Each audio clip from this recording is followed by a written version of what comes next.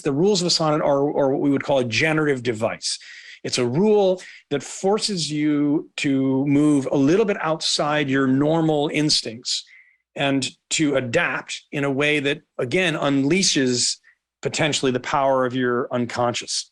Your focus on fulfilling the form lets things happen that it wouldn't otherwise. So as an example, in a sonnet, you might say, okay, well, I'm going to write about, the difficulty of aging.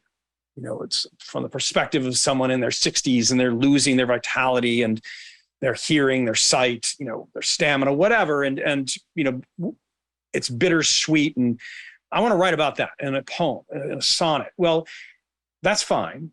But the rules of the game will start to dictate to some degree how that comes to fruition, because the rhymes, the words you're choosing, the rhymes that have to fulfill the iambic pentameter and the rhyme scheme mean that you're going to start to pop into your head words that you wouldn't have thought to use in that context, that suddenly trigger an emotion, or a sentiment that is different. I'm making this up, but let's say, in the end of the second line, the word is trip. And so you're like, what rhymes with trip? And you do ship. And you're like, oh, that's so interesting, because as we think about aging in the context of going to sea, what does that mean? And so that can happen suddenly, where the whole vista opens up for the poet.